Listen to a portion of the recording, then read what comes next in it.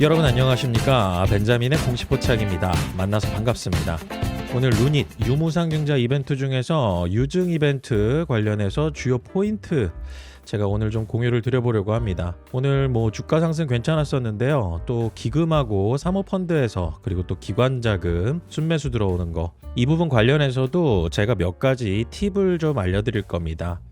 우선은 주요 포인트를 보기 전에 좀 저희가 과거의 사례를 좀 살펴보면 좋을 것 같아요. 루닛이 2023년도 8월 23일 날 유무상증자를 발표했었거든요.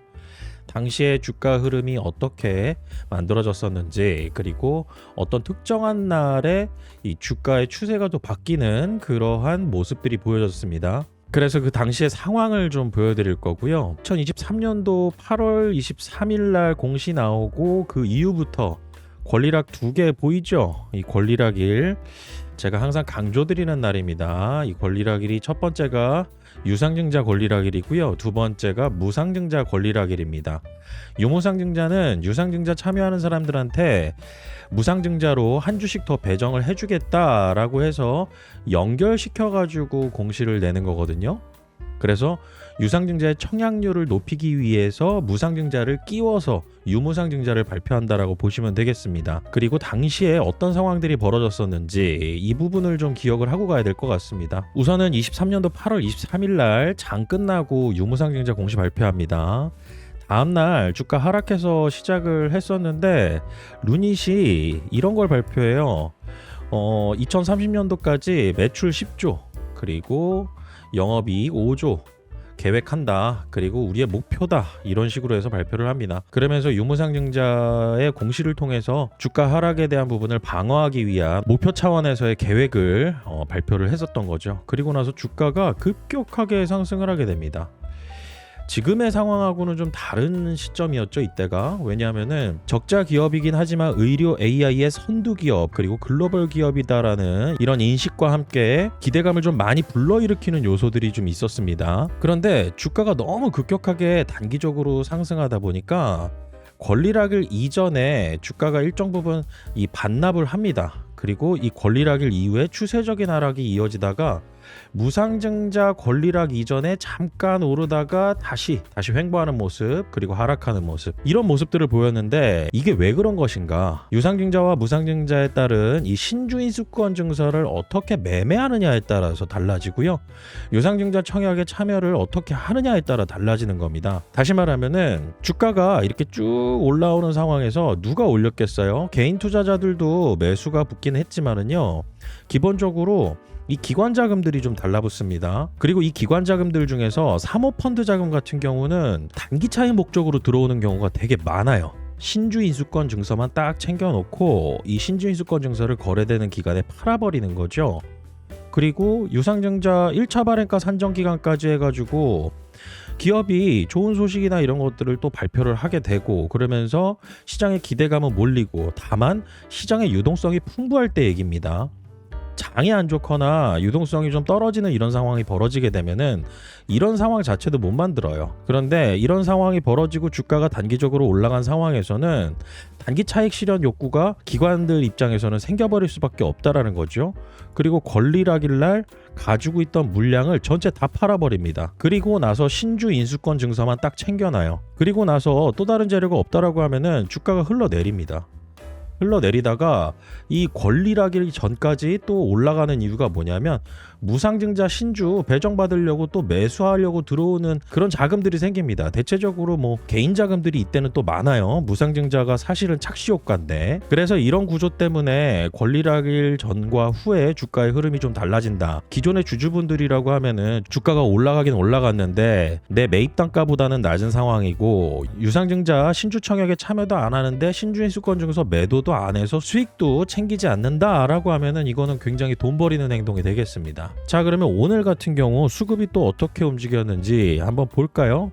사모펀드 같은 경우는 지금 보시면은요 1월 30일 날 유무상증자 공시 발표했죠. 그리고 난 다음에 그 이후부터 계속 사모옵니다. 이거 단기 차익 목적의 자금일 가능성이 되게 높습니다. 그리고 이 루닉 같은 기업은 어찌됐건 간에 이 의료 AI 관련해서 이 기술을 또 선도하고 시장의 점유율도 높은 기업이잖아요. 그리고 글로벌리하게 사업 파트너들과 협업을 하면서 시장의 인지도도 있는 상태입니다. 그런데 그런 기업이 재무구조 취약성 때문에 유무상증자를 한다. 그러면은 결국에는 주식 발행을 통해서 자본금이 늘어나고 기업의 현금이 또 늘어나는 거죠. 그렇게 됐을 때는 루닛이 지금은 적자이지만은 매출은 늘어나고 있잖아요. 이게 중요합니다. 매출은 늘어나고 있다. 그런데 아직은 적자 기업이다. 시간 지나면은 이 적자가 흑자로 전환됐을 때 이 상승에 대한 모멘텀은 되게 강하게 가져갈 수가 있습니다. 그러니까 이 기관 자금들 같은 경우에서도 특히나 기금 이런 쪽 그리고 투신 이런 쪽 같은 경우는 좀 중장기적으로 보면서 얘네들이 시간을 좀 벌었구나, 그리고 기술력은 충분히 가지고 있어, 여기에 대한 확신의 이런 수급이라고 어느 정도 보셔도 저는 무방하다라고 보고 있습니다. 그리고 이 사모펀드 같은 경우는 대체적으로 1차 발행가 산정 기간 동안 매수해서 들어오다가 갑자기 털고 나가버리는 이런 상황들이 벌어지는 그런 주체 중에 하나가 될 가능성이 되게 높다. 이거를 꼭 기억을 해두시고요. 제가 정리한 자료 보면서 다시 한번 말씀을 드려보도록 하겠습니다. 제가 몇 가지 이 주요 포인트만 좀 정리를 해놨는데요. 우선은 여러분들께서 꼭 기억을 해두셔야 되는 날 한 3개 정도가 있습니다. 첫 번째로 유상증자 이벤트만으로 봤을 때는 3월 10일 신주 배정 기준일입니다. 신주 배정 기준일이 나와 있으면 바로 전 영업일 권리락일이에요. 그래서 제가 아까도 말씀드렸다시피 이 권리락일 날 상당히 많은 매도 물량이 나오거든요. 이거를 좀 쉽게 설명드린다라고 하면은 제가 지난 영상에서도 꼭 기억을 해두시라고 말씀드렸던 게 T+2일, T+2 영업일이라고 하죠. 내가 주식을 매수하고 주주 명부에 올라갈 때까지 2영업일이 걸립니다. 그러면은 유상증자 청약 참여자는 최종 매수해야 되는 날은 3월 6일까지만 매수를 하면 됩니다. 그 이전에 보유하고 계셨던 분들은 쭉 들고 가시면 되는 거예요. 그런데 내가 만약에 유상증자 신주 청약에 참여는 하지 않을 거야. 이 유상증자 공시를 통해서 내가 주가는 한번 두드려 맞았어. 그런데 1차 발행가 산정 기간 동안 루닛이 좀 좋은 재료들을 좀 많이 홍보를 해줘서 주가가 많이 올라갔습니다. 그리고 단기 차익 목적으로 들어오는 저런 사모펀드의 매수세에 힘입어서 주가가 올라갔어요. 그러면은 내가 권리락일 날 매도하잖아요. 매도. 이렇게 됐을 때 신주 인수권 증서를 챙길 수가 있어요. 신주 배정 기준일이 3월 10일인데 나는 그 전날 권리락일 날 매도해서 신주 인수권 증서를 챙길 수가 있다고? 이거 좀 뭔가 안 맞는 얘기 같잖아요. 그런데 아까도 말씀드렸다시피 주주 명부에 올라가려면 2영업일 걸린다라 그랬죠. 그런데 주주 명부에 빠질 때도 2영업일이 똑같이 걸립니다. 그렇기 때문에 권리락일 날 매도한다 라고 하면은요, 신주 배정 기준일까지는 주주 명부에 살아 있어요. 3월 10일 다음 영업일에 주주 명부에서 빠지는 거죠. 이거를 상식적으로 받아들이는 것보다는요, 그냥 원칙이 이러하다라고 받아들이시는 게 훨씬 더 직관적으로 여러분들께서 이해하시는 데 도움이 될 겁니다. 그래서 내가 수익이 20% 구간인데 이 수익은 실현하고 그 다음에 권리락일 날 신주 인수권 증서는 챙긴다 라고 하면 권리락일 날 전량 매도하는 거, 이거 기관들이 하는 이 패턴들입니다. 그래서 주가가 유증 발표 이후 권리락일 이전까지 급격히 상승했다면 차익 실현 욕구가 생긴다. 그리고 권리락일 날 혹은 그 권리락일 이전에 매도를 해가지고 수익 실현하던가, 아니면 권리락일 날 일부 또 매도를 하고 신주 인수권 증서, 다시 말해서 싸게 발행하는, 현재 주가보다 싸게 발행하는 신주 인수권 증서를 챙겨서 신주 인수권 증서 거래일 날 매도를 하려고 하는 노림수가 있다. 이거를 좀 기억을 해두시면 좋을 것 같아요. 그런데 유상증자나 유무상증자나 공시 나오고 주가가 뭐 한 16%, 20% 이렇게 빠졌는데 실질적으로 유상증자 청약도 안 했어요. 그리고 권리락일까지도 다 가지고 있어서 신주 배정 기준일 여기에 해당이 돼서 신주 인수권 증서도 챙겨놨는데 유증 참여도 실질적으로 안 하고 신주 인수권 증서도 매도 안 하면 이게 진짜 돈 버리는 행동이죠. 나는 그냥 아무것도 모르고 가지고만 있는 겁니다. 이러한 경우들이 상당히 많습니다. 그래서 오늘 같은 경우도 정규장 주가 데이터 바탕으로 제가 계산을 다 해가지고 오늘도 산출한 가격이 보면은요, 예정 발행가액보다 아직은 낮아요. 29,550원입니다. 이제 사라지는 주가들이 막 생길 거예요. 그리고 여기에 추가적으로 계속 계산되는 이런 주가들의 데이터들이 입력이 되고 나면은 이제 어느 정도 1차 발행가 공시 나오기 전에 미리 좀 예상이 가능합니다. 그래서 만약에 1차 발행 가격이 예정 발행 가격 31,650원보다 낮은 가격으로 산출될 것 같다라고 하면은 이거는 주가가 단기적으로 어느 정도 올랐어도 이거는 매도의 시그널이에요. 매도. 왜냐하면 시장에서 어떻게 받아들이겠어요?